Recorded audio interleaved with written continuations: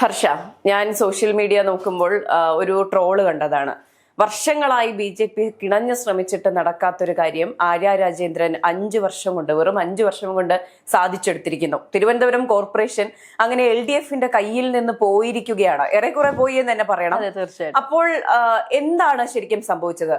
ഈ ചെറിയ പ്രായത്തിൽ മേയറായി എന്ന് കൊട്ടിഘോഷിച്ചു വന്ന മേയർ ഊട്ടി അവസാനം കലമിട്ടുടച്ചിരിക്കുന്നു, LDFനെ താഴേക്ക് വലിച്ചിട്ടിരിക്കുന്നു. ശരിക്കും എന്തൊക്കെയാണ് സംഭവിച്ചത്? ആര്യ രാജേന്ദ്രനെ കുറിച്ച് നമുക്ക് പറയുകയാണെങ്കിൽ നമുക്കറിയാം, ഒരുപാട് വിവാദങ്ങൾ കൊണ്ട് നിറഞ്ഞു നിന്നിരുന്ന ഒരു മേയർ. അതായത് മേയർ ആയ സമയത്ത് മാധ്യമങ്ങൾക്കിടയിൽ അല്ലെങ്കിൽ മെയിൻ സ്ട്രീം ആയിക്കോട്ടെ, സോഷ്യൽ മീഡിയയിൽ ആയിക്കോട്ടെ, അല്ലെങ്കിൽ പത്രങ്ങളിലൊക്കെ വലിയ രീതിയിൽ ഉയർന്നു വന്നിരുന്ന ഒരു പേരായിരുന്നു ആര്യ രാജേന്ദ്രൻ. 21 വയസ്സ് മാത്രം പ്രായമുള്ള ഏറ്റവും പ്രായം കുറഞ്ഞൊരു മേയർ, അതായിരുന്നു ആര്യ രാജേന്ദ്രന് ആ ഒരു പദവി നൽകിയിരുന്നത്. പക്ഷെ പിന്നീട് ഇങ്ങോട്ട് ആ ഒരു പ്രായത്തിന്റെ പക്വതയില്ലായ്മ വലിയ രീതിയിൽ തന്നെ ആര്യ രാജേന്ദ്രൻ കാണിക്കുന്നത് നമ്മൾ കണ്ടിരുന്നു. ഏറ്റവും ഒടുവിലായി ഇപ്പോൾ ഈ ഇലക്ഷനുമായി ബന്ധപ്പെട്ടുകൊണ്ട് വൈഷ്ണയുടെ വിഷയത്തിലുണ്ടായിരുന്ന ആ ഒരു ആര്യ രാജേന്ദ്രന്റെ ഇടപെടലുകളുണ്ട്, വൈഷ്ണയുടെ സ്ഥാനാർത്ഥിത്വത്തിൽ എന്നൊക്കെ പറഞ്ഞുകൊണ്ടുള്ള വലിയ വിവാദങ്ങൾ ഉണ്ടായിരുന്നു. അതിനു മുൻപ് തിരുവനന്തപുരത്ത് ഒരു കുളവുമായി ബന്ധപ്പെട്ടുള്ള വാർത്തകൾ വന്നിരുന്നു. UK നിന്നും എക്സലൻസ് സർട്ടിഫിക്കറ്റ് ലഭിച്ചത് പോലും പണം നൽകി വാങ്ങിയതാണ് എന്നുള്ള വാർത്തകൾ. അത്തരത്തിൽ ഒരുപാട് വിവാദങ്ങളാണ് ആര്യ രാജേന്ദ്രനെതിരെ വന്നിട്ടുണ്ടായിരുന്നത്. യഥാർത്ഥത്തിൽ ആര്യയെ പോലെയുള്ള ഒരു വ്യക്തി തിരുവനന്തപുരം പോലെയുള്ള ഒരു കോർപ്പറേഷനെ ഏൽപ്പിക്കുമ്പോൾ അല്ലെങ്കിൽ അവിടെ ഒരു മേയറായിട്ട് നിർത്തുമ്പോൾ ആവശ്യമായ ക്വാളിറ്റി അല്ലെങ്കിൽ ക്വാളിഫിക്കേഷൻ എന്തായിരുന്നു? മേയറായി ആര്യ രാജേന്ദ്രനെ കൊണ്ടുവരുമ്പോൾ തന്നെ പലരും ഉന്നയിച്ച ഒരു ചോദ്യമാണ്, 21 വയസ്സുള്ള ഒരു പെൺകുട്ടിക്ക് കഴിയുമോ, ഇതിന് സാധിക്കുമോ എന്നുള്ള കാര്യം. അന്ന് സ്ത്രീപക്ഷം എന്ന നിലയിൽ പലരും പറഞ്ഞു, സ്ത്രീയല്ലേ, ഭരിക്കാൻ പറ്റും, ഇത് കഴിയുന്ന സംഗതിയാണ്. സംഘടനാ നേതൃത്വത്തിൽ വന്ന കുട്ടി, CPMന്റെ സംഘടന, എല്ലാ സംഘടനകളിലും സജീവമായി നിന്ന പെൺകുട്ടി, പുലിക്കുട്ടി എന്നൊക്കെ പറഞ്ഞാണ് കൊണ്ടുവന്നത്. ഇവരിത് കൃത്യമായി നടത്തിയിരുന്നെങ്കിൽ ഒരു പക്ഷേ നമുക്ക് വിപ്ലവം എന്ന് വേണമെങ്കിൽ പറയാമായിരുന്നു. തീർച്ചയായിട്ടും പാളിപ്പോയി. അതെ, CPMന് തന്നെ അത് പകുതിയായപ്പോഴത്തേക്കും മനസ്സിലായി. അത് ഫസ്റ്റ് ഹാഫ് കഴിഞ്ഞപ്പോൾ തന്നെ CPMന് മനസ്സിലായി, ഓ സംഭവിച്ചു പോയി, ഇനി ഒന്നും ചെയ്യാനില്ല, ഇനി മിണ്ടാതെ നിൽക്കാം, അങ്ങോട്ട് നോക്കണ്ട എന്ന് പറഞ്ഞുകൊണ്ടുള്ള അവസ്ഥയായിരുന്നു. ഈ ഒരു തെരഞ്ഞെടുപ്പ് എടുത്തപ്പോൾ ആര്യ രാജേന്ദ്രന്റെ ആ ഒരു വിഷയവുമായി ബന്ധപ്പെട്ട് ആര്യയ്ക്ക് സീറ്റില്ല എന്ന് പറയുമ്പോൾ അപ്പോൾ തന്നെ പലരും പറഞ്ഞിരുന്നു, നിയമസഭയിലേക്ക് സീറ്റ് കൊടുക്കാൻ വേണ്ടിയാണ് എന്ന് പറഞ്ഞുകൊണ്ട് CPMലെ പല നേതാക്കന്മാരും വാദിക്കുന്നതും ചിലരെങ്കിലും അതിനെ ട്രോളാക്കി മാറ്റുന്നതും നമ്മൾ കണ്ടിരുന്നു. അതിനുശേഷം പിന്നെ നമ്മൾ കേൾക്കുന്നത് ആര്യ രാജേന്ദ്രൻ കോഴിക്കോട് പോവാണ്, ഇനി കളികൾ കോഴിക്കോട് കാണാം. അതായിരുന്നു പിന്നീടുള്ള വീഡിയോയിലും അല്ലെങ്കിൽ പിന്നീടുള്ള ആര്യയുമായി ബന്ധപ്പെട്ടുള്ള വാർത്തകളിലൊക്കെ പുറത്തു വന്നിരുന്നത്. പക്ഷെ ആര്യ തുറന്നു പറഞ്ഞു, ഞാൻ കോഴിക്കോടില്ല, തിരുവനന്തപുരത്ത് ഇനിയും കാര്യങ്ങൾ ചെയ്തു തീർക്കാനുണ്ട്. ഇതുവരെ എന്തൊക്കെ ചെയ്തു എന്നുള്ളത് വലിയൊരു സംശയം നിൽക്കുമ്പോൾ പോലും തിരുവനന്തപുരത്ത് ഇനിയും എന്തൊക്കെയോ ചെയ്യാനുണ്ട് എന്നായിരുന്നു ആര്യയുടെ ഭാഗമെന്ന് പറയുന്നത്. ഇപ്പോ ഈ ഒരു വാർത്തകൾ നിറഞ്ഞു നിൽക്കുന്ന, അല്ലെങ്കിൽ നമുക്കറിയാം തെരഞ്ഞെടുപ്പിന്റെ റിസൾട്ട് വന്ന് ഒരു അവസാന ഘട്ടത്തിലേക്ക് എത്തി നിൽക്കണം നമ്മൾ സംസാരിക്കുമ്പോൾ. ഈ ഒരു സമയത്തും അതുപോലെ തന്നെ ഈ പറയുന്ന സ്ഥാനാർത്ഥികളുമായി അല്ലെങ്കിൽ ഒരു പ്രചാരണ വേളയിലുമൊക്കെ ആര്യയെ കാണുന്നില്ല എന്നൊരു വാർത്തയുണ്ടായിരുന്നു. അത് മറ്റൊരു എഴുത്തിൽ ഞാൻ വായിച്ചതാണ്. സ്ഥാനാർത്ഥിത്വം കൊടുത്തില്ല, കോഴിക്കോടേക്ക് പോകുന്നു എന്ന വാർത്തകൾ വരുന്നു. അതുപോലെ തന്നെ പ്രചാരണ പരിപാടികൾക്കൊന്നും തന്നെ ആര്യ രാജേന്ദ്രനെ ഉൾപ്പെടുത്തിയിരുന്നില്ല.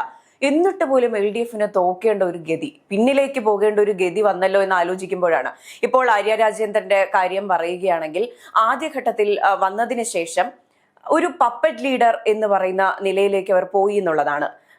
മേയറായി ഇരിക്കുന്നുണ്ടെങ്കിലും ഭരണം നടത്തിയത് മറ്റു പലരുമാണെന്നും CPMന്റെ സംവിധാനങ്ങളിൽ നിന്ന് തന്നെ അത്തരത്തിലുള്ള നീക്കങ്ങൾ നടന്നു എന്ന തരത്തിലുള്ള പലതരത്തിലുള്ള വാർത്തകൾ നമ്മൾ കേട്ടു.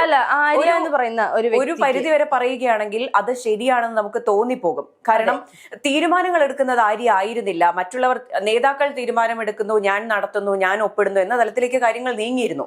ആര്യയായിട്ട് എടുക്കുന്ന തീരുമാനങ്ങളെല്ലാം തെറ്റായി പോകുന്ന ഒരു അവസ്ഥയോട് നമുക്കറിയാം. KSRTC ബസ് തടയുന്നതും അവിടെ പോയി ഷോ കാണിക്കുന്നതൊക്കെ അധികാരം കിട്ടിയാൽ ഷോ കാണിക്കുന്നതാണ്. അത് CPMൽ പൊതുവെയുള്ള ഒരു അഭിപ്രായമാണ്, അല്ലെങ്കിൽ അങ്ങനെ ഒരു മിഥ്യാധാരണ അവർക്കിടയിൽ ഉണ്ടെങ്കിലും ആര്യ അത് പ്രകടമായി തന്നെ കാണിച്ചിരുന്നു എന്നുള്ളതാണ്. KSRTC ബസ് തടയുകയും അതിനകത്തുള്ള പാവം പിടിച്ച ഡ്രൈവറെ പിന്നീട് ആ ഒരു ജോലി പോലും നഷ്ടപ്പെടുന്ന രീതിയിലേക്ക് കാര്യങ്ങൾ കൊണ്ടെത്തിക്കുന്നതൊക്കെ നമ്മൾ കണ്ടിരുന്നു. പൊതുജനങ്ങളുടെ സപ്പോർട്ട് ഇല്ലാതെ എവിടെയും പിടിച്ചു നിൽക്കാൻ സാധിക്കില്ല. കാരണം പറഞ്ഞ ഡ്രൈവറുമായിട്ടുള്ള ഇഷ്യൂല് നമ്മൾ ആ വീഡിയോ അടക്കം കണ്ടതാണ്. ആര്യ തട്ടിക്കയറുന്ന വീഡിയോ നമ്മൾ കണ്ടതാണ്. പക്ഷെ അവസാനം FIR വന്നപ്പോൾ സഹോദരൻ മാത്രമേ അതിലുള്ളൂ. കേസ് പിന്നീട് പുരോഗമിച്ചപ്പോൾ ആര്യയുടെ ഭർത്താവും ആര്യയും അതിലില്ല എന്നുള്ളത് നമ്മൾ കണ്ടു. അത്രത്തോളം സ്വാധീനം ചെലുത്തിയിരുന്നു ഈ സംവിധാനങ്ങളിലെല്ലാം. ആ ഒരു ഡ്രൈവർ പറയുന്നുണ്ട്, ഇത് ഇങ്ങനെയൊക്കെ വരുള്ളൂ എന്ന് എനിക്ക് അറിയാമായിരുന്നു, എനിക്ക് ഇതിൽ പ്രത്യേകിച്ച് അത്ഭുതമൊന്നും തോന്നുന്നില്ല. പക്ഷെ ഞാനിപ്പോൾ നിൽക്കുന്ന ഒരു സാഹചര്യം, അതായത് അത്രത്തോളം അവരുടെ മേയറാണ് ആര്യ എന്ന് പറയുന്നത്. ജനങ്ങൾക്ക് വേണ്ടി എല്ലാ അർത്ഥത്തിലും കൂടെ നിൽക്കേണ്ട വ്യക്തി ചെയ്യുന്നത് എങ്ങനെ അവരെ ഇല്ലാതെയാക്കാം, അല്ലെങ്കിൽ ആ ഒരു നേരത്തെ തുടക്കത്തിൽ തുടക്കത്തിൽ തന്നെ മേഘ സൂചിപ്പിച്ചതുപോലെ BJP ഇത്രയും നാളുകൾ കഠിനമായി പരിശ്രമിച്ചിട്ടും നടക്കാതിരുന്നത് വെറും 5 വർഷം കൊണ്ട് ആര്യ രാജേന്ദ്രൻ സാധിച്ചു കൊടുത്തു എന്ന് പറയുമ്പോൾ അത് യഥാർത്ഥത്തിൽ LDFന് വലിയ പിഴവാണ് ആര്യയിൽ സംഭവിച്ചിട്ടുള്ളത്. ആ ഒരു പിഴവിന് അവർ നൽകേണ്ടി വന്നത് കോർപ്പറേഷൻ പൂർണ്ണമായും കൈവിട്ടു പോകുന്ന ഒരു അവസ്ഥയിലേക്ക്, അല്ലെങ്കിൽ കേരളം ഒട്ടാകെ, നമുക്കറിയാം തിരുവനന്തപുരം കോർപ്പറേഷൻ പോലെയുള്ള ഒരു സ്ഥലം കൈവിട്ടു പോവാന്ന് പറയുമ്പോൾ കേരളം ഒന്നാകെ കയ്യിലുണ്ടെങ്കിലും ഈ ഒരിടം മാത്രം ഇല്ലെങ്കിൽ അവിടെ അത് ഇല്ല എന്ന് തന്നെ തീർച്ചയായിട്ടും കോർപ്പറേഷൻ പോവുക എന്ന് പറയുന്നത് ചെറിയൊരു കാര്യമല്ല. അത് മാത്രമല്ല, ആര്യ രാജേന്ദ്രന്റെ കാര്യം പറയുമ്പോൾ നമ്മൾ നേരത്തെ വൈഷ്ണവയുടെ കാര്യം സംസാരിച്ചു. ആര്യ രാജേന്ദ്രൻ വന്നതുപോലെ പക്വതയില്ലാതെ പെരുമാറി കളയുവോ എന്നുള്ളൊരു ചോദ്യം പിന്നീട് വരുന്ന യുവതലമുറ നേരിടേണ്ടി വരുന്നത് നീക്കം കൊണ്ടാണ്. പക്ഷെ എങ്ങനെ ഒരു ജനപ്രതിനിധി ആകരുത് എന്നുള്ളതിന് കൃത്യമായ ഉദാഹരണമായിരുന്നു ആര്യ രാജേന്ദ്രൻ എന്നാണ് നമുക്ക് മനസ്സിലാക്കാൻ സാധിക്കുന്നത്. കാരണം എന്ത് ചെയ്യരുതോ അതായിരുന്നു ആര്യ ചെയ്തുകൊണ്ടിരുന്നത്. ഇപ്പൊ നേരത്തെ മേഘ പറഞ്ഞതുപോലെ മറ്റാരൊക്കെയോ ആണ് ആര്യയ്ക്ക് ചരട് വലിച്ചിരുന്നത് എന്ന് പറയുമ്പോഴും പൂർണ്ണമായും ആ ചരട് ആ ഒരു വ്യക്തിയുടെ കയ്യിലായിരുന്നെങ്കിൽ ഇത്രയും വിഷയം വരില്ലായിരുന്നു. ഇത് പകുതി അവർ വലിക്കുകയും ബാക്കി പകുതി ആര്യ തന്റെ ഇഷ്ടപ്രകാരം ചെയ്യുമ്പോഴാണ് ഈ ഇത്രയും വിഷയങ്ങൾ അവിടെ തിരുവനന്തപുരത്ത് ഉണ്ടായിരുന്നത്. ഇനിയിപ്പോ തിരുവനന്തപുരത്ത് നിന്നും കോഴിക്കോടേക്ക് പോകുന്നു എന്ന് പറയുന്നു. കോഴിക്കോട് പോയി പുതിയ പദ്ധതികൾ ആവിഷ്കരിച്ച് കോഴിക്കോടിന് പുതിയ വികസനങ്ങൾ കൊണ്ടുവരുമെന്ന് പറയുന്നു. ചിലപ്പോൾ ആര്യ രാജേന്ദ്രൻ നല്ലൊരു നേതാവായി മാറുമായിരിക്കാം. ഈ എക്സ്പീരിയൻസ് ആണല്ലോ ആൾക്കാരെ പഠിപ്പിക്കുന്നത്. അപ്പോൾ നല്ല മാറ്റങ്ങളും നല്ല രീതികളും വരുമായിരിക്കാം. ഇനി ഭാവിയിൽ നല്ലൊരു, ഇപ്പോൾ മന്ത്രിമാര് പറഞ്ഞതുപോലെ ഒരു മന്ത്രിയായോ MLA ആയോ ഒക്കെ ഇരിക്കുന്നത് കാണാൻ സാധിക്കുമായിരിക്കും. അത്രയും പ്രായം കുറഞ്ഞ ഒരു വ്യക്തിയെ ആ ഒരു സ്ഥാനത്തേക്ക് ഇരുത്തുമ്പോൾ പുതിയ സമൂഹത്തിന്റെ വളർച്ച, അല്ലെങ്കിൽ ഈ പറയുന്നതുപോലെ സാങ്കേതിക വിദ്യയുടെ വളർച്ചയ്ക്ക് ഉപയോഗിച്ച് എന്തെങ്കിലുമൊക്കെ വലിയ മാറ്റങ്ങൾ തലസ്ഥാനത്ത് കൊണ്ടുവരാൻ സാധിക്കും. ആ ഘട്ടത്തിൽ പറഞ്ഞിരുന്നത് യുവാക്കൾക്കും സ്ത്രീകൾക്കും ഉന്നമനം ലഭിക്കും, സ്ത്രീകളെ മനസ്സിലാക്കാൻ, യുവാക്കളെ മനസ്സിലാക്കാൻ 21 വയസ്സുകാരിയായ ഒരു പെൺകുട്ടിക്ക് എന്തുകൊണ്ടും സാധിക്കുമെന്ന തരത്തിൽ പ്രചാരണം ഉണ്ടായിരുന്നു. അത് ഏറെക്കുറെ പലരും വിശ്വസിച്ചിരുന്നു. ഞാനടക്കമുള്ള ആൾക്കാർ വിശ്വസിച്ചിരുന്നു ഇത് നല്ലൊരു മാറ്റമാണെന്ന് ഒക്കെ വിശ്വസിച്ചിരുന്നു. പക്ഷെ സ്ത്രീകൾക്ക് വേണ്ടി, യുവാക്കൾക്ക് വേണ്ടി ഒന്നും ചെയ്യാൻ അവർക്ക് കഴിഞ്ഞില്ല എന്നുള്ളതാണ് അവരുടെ പരാജയമായി പോയത്. തിരുവനന്തപുരം പോലെ ഒരു കോർപ്പറേഷൻ കയ്യിലിരിക്കുമ്പോൾ ചെയ്യാവുന്ന ഒരുപാട് കാര്യങ്ങളുണ്ടായിരുന്നു. പക്ഷെ അതിന്റെ ഒരു 10-1 പോലും ചെയ്യാൻ ആര്യയ്ക്ക് സാധിച്ചില്ലെന്നും അമ്പേ പരാജയം എന്നുള്ള രീതിയിൽ ജനങ്ങളുടെ മനസ്സിൽ ആര്യ ഒരു ഇനി വേണ്ട, ഇങ്ങനെ ഒരു പ്രതിനിധിയാണെങ്കിൽ ഞങ്ങൾക്ക് വേണ്ട എന്ന് പറഞ്ഞുകൊണ്ടുള്ള ആ ഒരു രീതിയിലേക്ക് മുദ്ര കുത്തപ്പെടുന്നത് നമ്മൾ കണ്ടു.